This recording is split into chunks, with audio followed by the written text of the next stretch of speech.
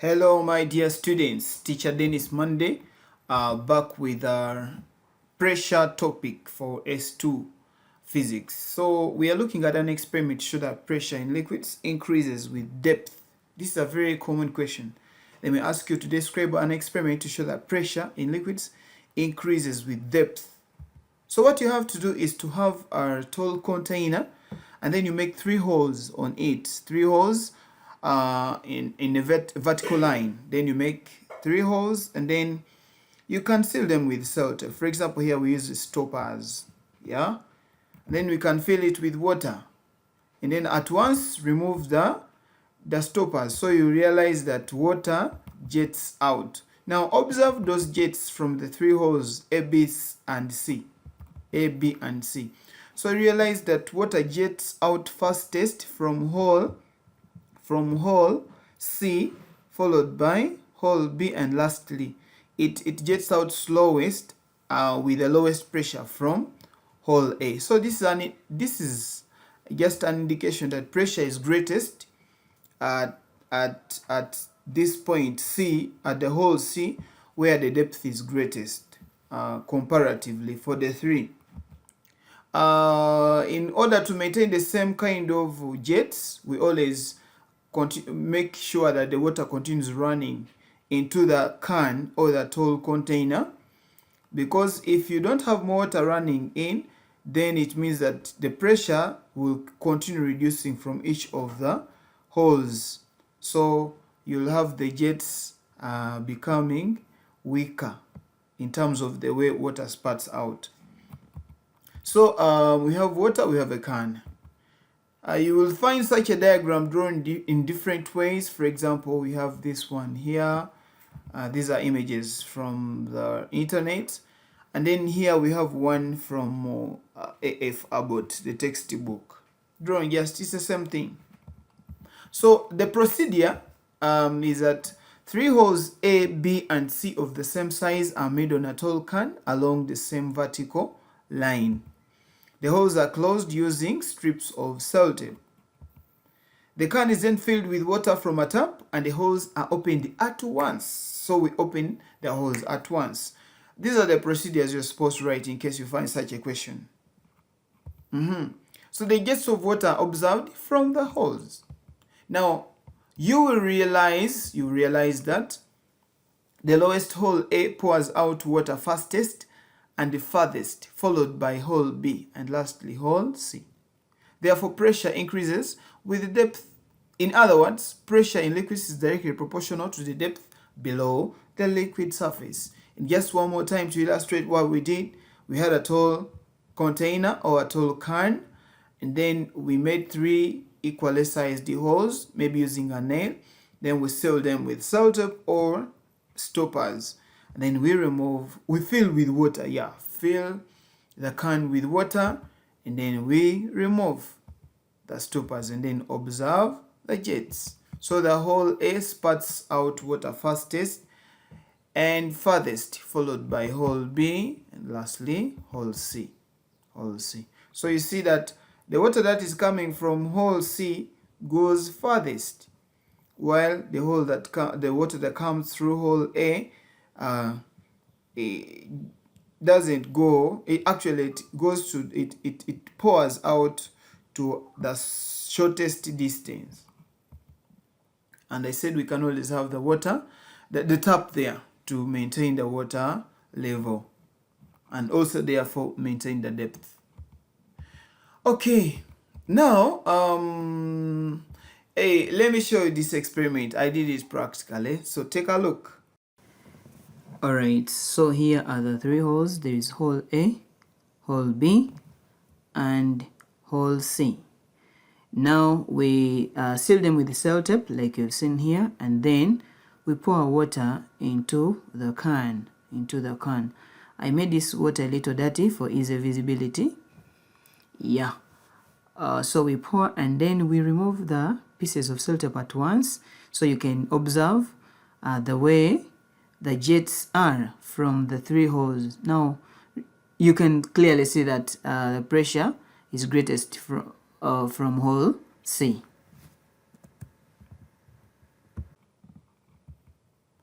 Okay, an experiment showed that pressure is constant at the same horizontal level. Now, what happens if we maintain the same depth? The same horizontal level means that we are looking at the same depth. Is the pressure the same? So simply what we're going to do is that we shall have a can. We fill it with water. But this time, this can has two holes that have been blocked. Equally sized holes that have been blocked with stoppers. So when we remove the stoppers, what happens? You see, water jets out, and then we observe those jets. This time we realize that the jets, actually, if I am to make a simple drawing, you will realize that the distance to which the water pours out from each of the holes is the same. So if this distance is x, if you measure also this other side, you realize that it will be the same distance, x. Now that is an indication that it is an indication that the pressure from each of these holes, if this is hole P and this is hole Q, the pressure from each of those holes is the same because they are the same horizontal level. All right. So the procedure is simple. 3 or 2 holes of the same diameter are made on a tall can using a nail at the same level on different sides. So we have the different sides of the can, and then the holes are closed using stoppers, or you can use a strip of sellotape. Okay.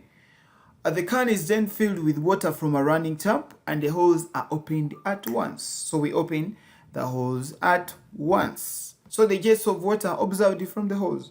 So we shall observe that the water flows out from each of the holes to the same distance from the can and at the same speed.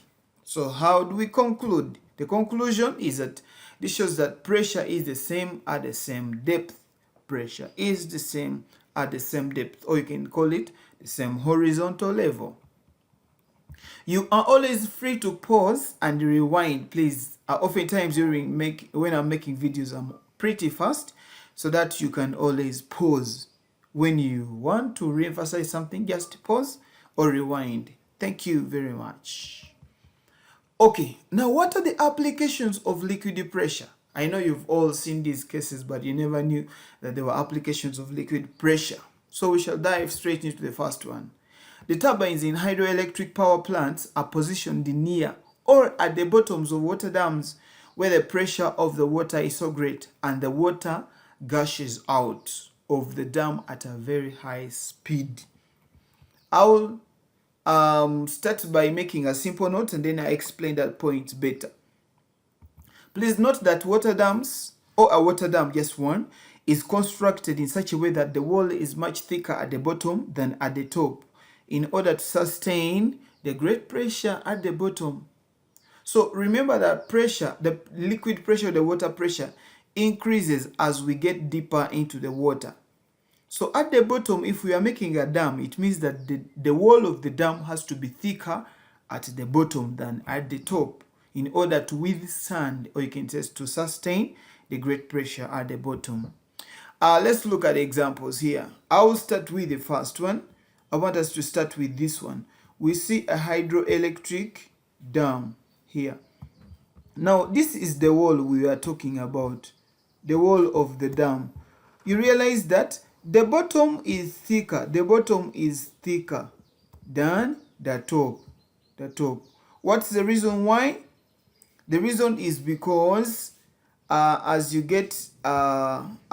depth of the water increases, the pressure increases. So the reason is just that the thick wall at the bottom is able to withstand the increased pressure or the greater pressure at the bottom.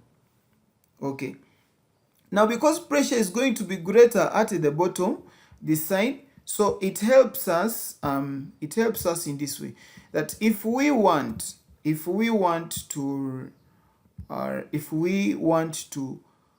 have our turbine, you can see our turbine. The turbine has to be located at the bottom. Why? Because here, water that gushes out or that flows out from this point will be moving faster, so it is able to move the turbine faster, and the turbine makes the generator to rotate, and the rotation of the generator is what is used to produce electricity. So understand that we don't just make the turbine anywhere. Imagine you make a holes through and then you put a turbine somewhere here. No, the pressure is greater at the lower levels, or at the base of the dam where the depth is greater. Look at this now. Here, this is the Owen Falls Dam, the Owen Falls Dam in Jinja. Owen Falls Dam. Here you realize that if you observe, you realize that it is slanting. Slanting. Why is it slanting? It means that the bottom is broader. The bottom is broader than the top up there. So in order to do the same thing, to withstand a greater pressure at the base. We have other dams represented up here. I don't know which one this is. You can find out. And even this dam number 3, I also don't know what it is, but they are all in the same. They are all in the same shape. All of them are in the same shape. Okay, there is a question that was sent in UNEB. The question says the diagrams below show the possible shapes of water dams. So which shape or shapes is or are preferable? What would you take? Honestly, we say that as the depth increases, the pressure of the water increases. So this would be a very bad shape, and this is the worst. So this is the best. In simple terms, option D is the only correct option. We don't have any other. Okay, applications of liquid pressure now continued. I want to go into now another one. We have what we call water tanks. You realize that water tanks, even when you look at the one that is at home right now, you realize that it is raised. Even at school, you always find that they are positioned on the hill side of the school, or they position on a flat somewhere up there. So this helps to ensure that the water pressure is sufficient to push water up tall buildings. And city water reservoirs are also always located on hills above the city's level.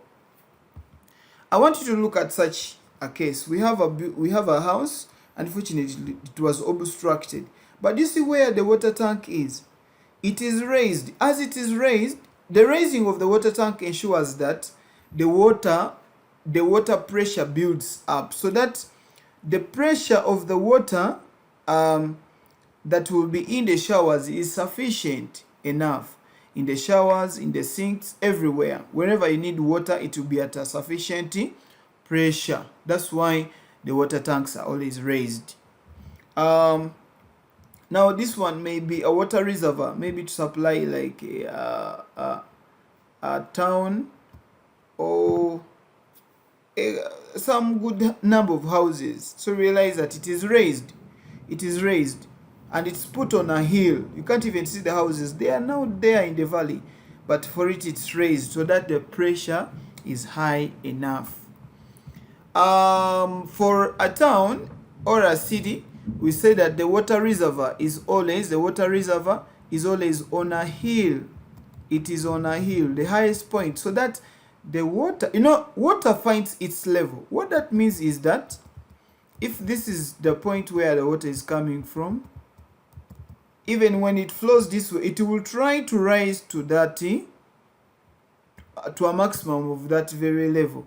So what happens is that the buildings here, the houses, we have house 1, house 2, house 3, those houses, the pressure of the water that will be passing through them will be so high. Not really passing through them, but that will reach, the pressure of the water that will reach them will be so high. For, of course, showering and different other uses. Even if there is a tall building here, still it can reach. I want you to look at this process. Permit me to clean this part. I want to clean everything. Yep, remove this so that you can see this new image better. All right, now here we are. We have a pumping station. Oftentimes, because power is unreliable, so we may not be able to keep water being pumped to every tall building. So what they do is that there will be a pumping station. So they pump water to a very tall and raised reservoir. So there is a water reservoir here that is raised. So water comes into it and then it's stored here. Now, that water can be opened because it will be at on a raised platform. It can now flow to houses at a very comfortable, sufficient pressure, even when power is off. So there is no need. There is no need for power for water to reach the houses. So that is a very important application of liquid pressure. Now, look at such a reservoir. It is very big, very, very big, and it can even serve a big town. It can serve a big town. That's a very big reservoir. Still, you see it is raised. We have this. Look at this water tank. It is above the building. Same reason. We are showing different images. Look at this one also. These are very common ones, also raised. If you look at these buildings here, the water tank is raised. The water tank is raised, ever raised. Even when you look at this kind of setup also, we see that the water tank is raised. This may be a water tank, for example, the one you have at home. It is raised, see? It is raised. This is a water tank here. It is raised. It is on a higher platform. On a higher platform. So that helps us to have sufficient pressure in the showers and wherever we need pressure. Okay. This is a reservoir for, maybe for, I can see some houses the other side, some big reservoir. I don't know where this was. We have another application. When a patient is on a drip, the bottle is hung at a higher position. Now this ensures that the pressure of the liquid containing the medicine, the IV fluid, intravenous fluid, is greater than the blood pressure, so that the liquid or the medicine can flow into the veins of the patient. So this is an example. Do you see where the intravenous fluid is? The water which contains the medicine, it has to be raised so that the pressure of the water with the medicine is greater than the blood pressure. It has to be greater than the blood pressure, so that the liquid, that liquid can flow into the veins of the patient. Otherwise, if you don't do that, then if the blood pressure is greater, then that medicine will not be able to enter. So always you realize that they always raise. Here we have another patient. There is a patient here, and you see even here, still the same story. We have the bottle raised. We call it a bottle. I'm calling it a bottle raised. Even here we have for a baby, some baby on a drip, they always raise. So the higher they raise it, the greater the pressure, and the faster it can flow. Okay, even here in this movie, this is a movie, I think we call it the Idiots, 3 Idiots. Yeah, someone was on a drip, but you see here, raised. Still they always raise so that it can flow into the veins of the person, the patient.